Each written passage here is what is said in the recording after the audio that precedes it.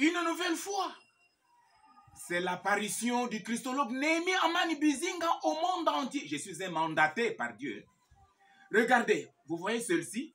C'est ça la Bible. Bible, parole de Dieu. Bible, sagesse de Dieu.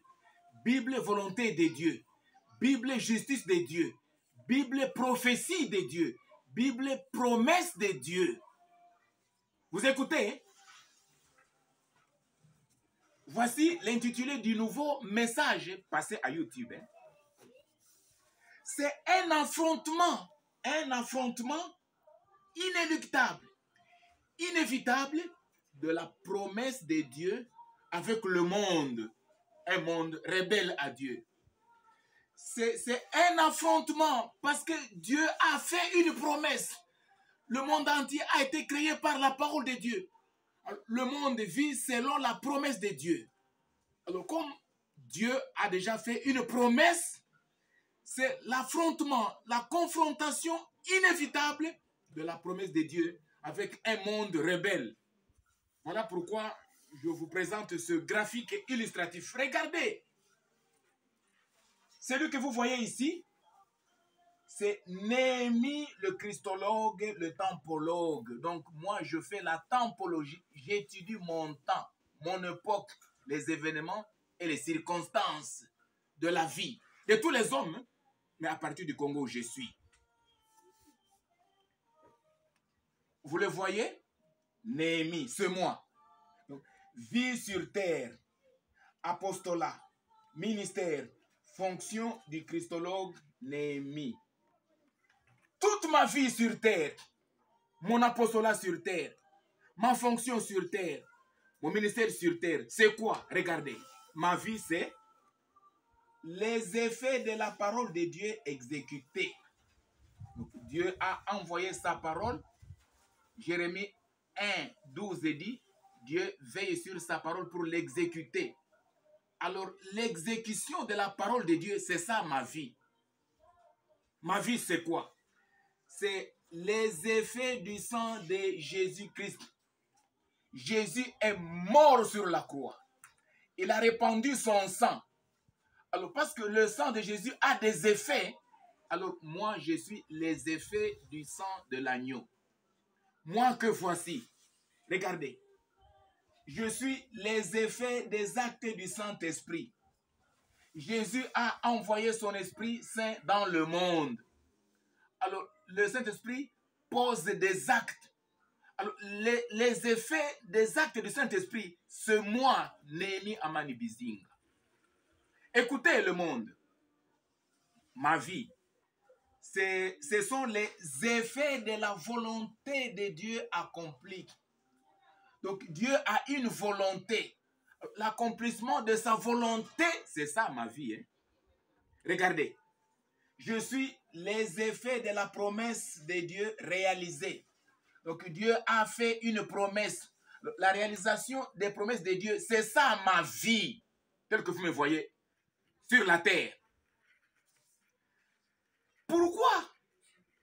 Mais c'est un trouble, bouleversement, chambardement des Nations Unies en politique, en religion, des églises asbelles et dans la société civile. C'est un chambardement. Quand la promesse de Dieu vient affronter le monde rebelle, c'est un chambardement, un bouleversement, un renversement des Nations Unies, hein, avec leurs calculs. Hein. C'est un chambardement. Vouloir ou non? Nous vous donnons ici 3 illustrations. La première, c'est l'illustration du temps de Pharaon d'Égypte. Le roi Pharaon d'Égypte, avec son peuple d'Égypte, avec ses esclaves peuple d'Israël. C'est lui Pharaon d'Égypte, avec le peuple égyptien, avec les esclaves peuple d'Israël. Écoutez l'historique. Pharaon, il se considère, il se voit le top ou la sommité d'Égypte. Lui, Pharaon, il ne voit personne autre au-dessus de lui.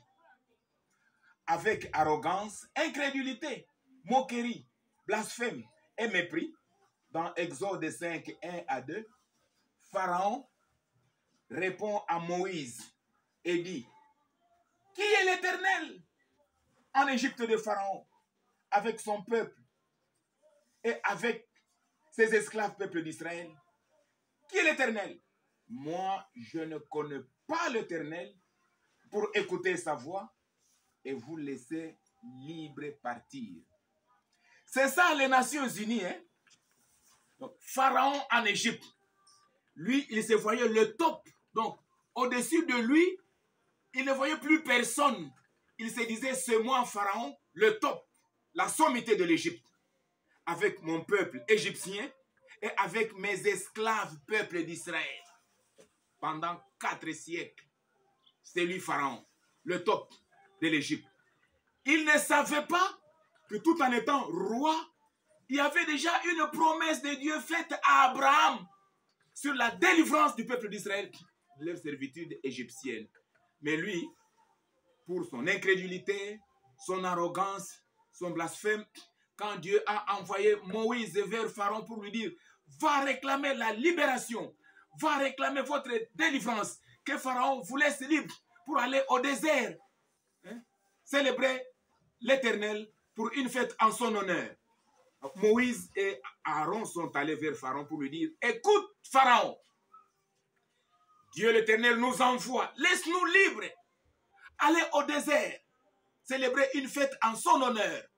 L'Éternel des armées nous envoie. Lui, parce qu'il se voyait au top, il va poser la question à Moïse. Moi, le top, moi, la sommité de l'Égypte, moi, avec mon peuple de l'Égypte, moi, avec mes esclaves, peuple d'Israël, moi, qui est l'Éternel pour que j'écoute sa voix et obéisse à sa parole? Moi, Pharaon, vous laissez-vous libre? Ça, je ne le ferai pas. Moi, je ne connais pas l'Éternel. C'est ça les Nations Unies. Hein? Elles ne savent pas qu'au-dessus d'elles, il y a un Dieu qui a fait une promesse, qui a donné sa parole. Qui a déjà... Non, les Nations Unies ne le savent pas, comme Pharaon. Mais quel a été le sort final de Pharaon dans la mer Rouge avec son armée? C'est ça. Hein? Nous sommes maintenant à la deuxième illustration. Là, nous sommes au Nouveau Testament. Parce que nous disons ici, or, Dieu exécutait sa parole et accomplissait sa promesse faite à Abraham. Là, c'est en Égypte. Mais Pharaon ne savait pas que Dieu exécutait sa parole et que Dieu accomplissait sa promesse. De même, au Nouveau Testament, il est dit ceci. Dieu exécutait sa parole et accomplissait sa promesse avec la venue de Jésus-Christ dans le monde en Israël. Avant que Jésus ne vienne dans le monde, il y avait déjà une prophétie, une promesse. Le Sauveur du monde viendra. Alors, un jour, Jésus est né, il est venu dans le monde, selon la promesse de Dieu accomplie. Mais quel a été le contexte de ce temps-là? C'était, le voilà, l'empereur romain, César de l'époque. C'est lui l'empereur, hein? Avec ses gouverneurs, Hérode et Pilate en Israël. C'est lui l'empereur. C'était un empire romain de César, Auguste, à l'époque, avec la loi romaine, oui, avec ses esclaves peuples juifs, qui étaient doublement régis par la loi de l'empire romain, la loi mosaïque juive. Mais tous, ils étaient choqués, bouleversés, et paniqué par la venue de Jésus-Christ, Fils de Dieu, dans le monde. Quand la promesse de Dieu s'accomplit, mais elle vient bouleverser le monde, elle vient choquer le monde, elle vient paniquer le monde. Là, c'était l'empereur César Auguste. Et il avait établi les gouverneurs en Israël. Comme Jésus prenait naissance au temps du roi Hérode. Et quand on le pendait sur le bois, là c'était maintenant le gouverneur Pilate, l'empire romain, qui régnait, qui dominait en ce temps-là, et même sur le peuple d'Israël. Mais quand Jésus était né en accomplissement de la parole de Dieu, c'était un bouleversement du monde. Tous étaient paniqués. Les 3 mages d'Orient, suivant l'étoile, sont arrivés à Jérusalem. Ils sont allés poser la question au roi Hérode. Où est le roi des Juifs qui vient de naître? Nous avons vu son étoile à l'Orient.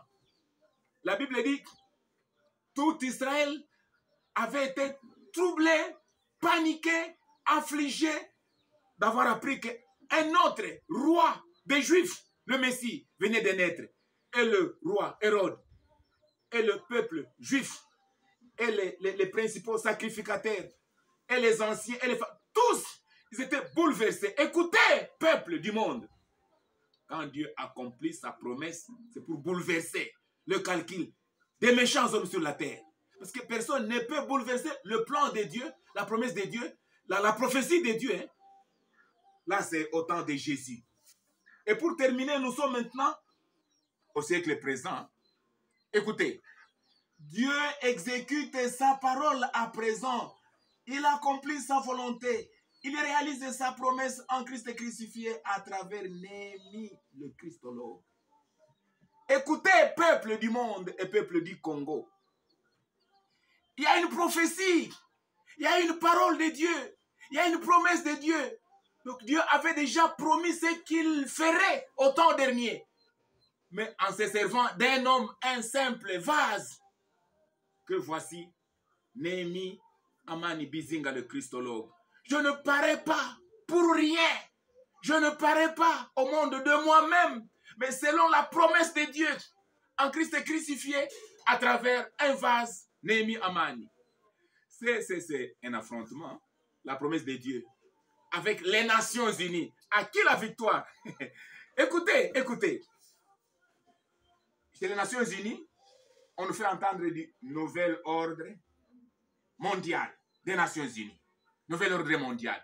Et qui dit nouvel ordre mondial? Là, nous voyons l'ONU, les USA, Union européenne, Union africaine, avec leur remorque universelle des plateformes et partis politiques, avec leur remorque universelle des plateformes laïques dont les ONG ASBL, avec leur remorque des plateformes religieuses dont les églises ASBL, et avec leur remorque de la société civile.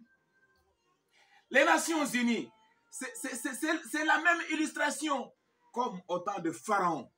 Pharaon, le top. Et ici, l'empereur César, hein, Auguste, le Romain, le top de l'Empire romain. Comme aujourd'hui, le top de toutes les nations. Mais c'est ça, l'ONU, les USA, l'Union européenne, c'est ça le top. Donc, au-dessus de l'Union européenne, de l'Union africaine, de l'ONU, des USA, les Nations Unies ne voient pas Dieu. Eux ne voient pas Dieu. Les Nations Unies se voient elles-mêmes le top, elles-mêmes la sommité. Or, au-dessus des Nations Unies, il y a Dieu avec sa parole. Il y a Dieu avec sa volonté. Il y a Dieu avec sa promesse. C'est un affrontement. Les Nations Unies se disent, nous ne voyons que le secrétaire général des Nations Unies, Antonio Guterres. Nous ne voyons que Joe Biden des USA. Nous ne voyons que le président de l'Union européenne. Nous ne voyons que Macron, par exemple, le président de France, le président de l'Union africaine. Donc, chez les Nations Unies, elles ne voient que les hommes. Mais au-dessus de tous les hommes, moi, Néhémie Amani Bizinga, je vous révèle Dieu. Dieu est au-dessus de tous les hommes, toutes les nations. Et il y a une promesse de Dieu au temps dernier en Christ crucifié à travers moi que je suis. Écoutez, écoutez. Les églises ASBL, les ONG ASBL, la société civile, les plateformes politiques, toutes ces machinations des Nations Unies, mais elles sont régies par la charte de l'ONU. C'est une loi universelle.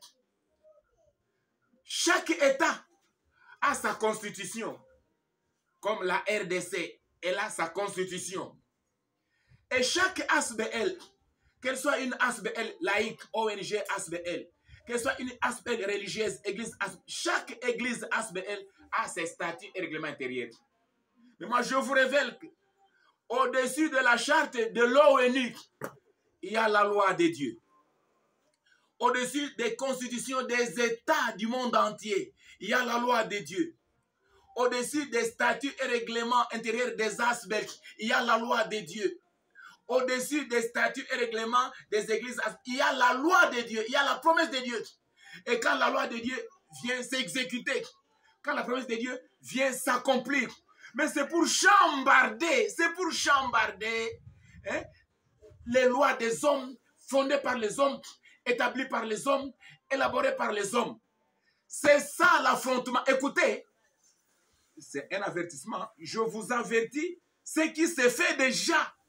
Comme il y a la promesse de Dieu dans le monde, alors elle vient renverser les lois des hommes, les plans des hommes, les voies des hommes, pourvu que nous sommes autant derniers du royaume messianique dans le monde entier, mais à partir du Congo de promesses divines.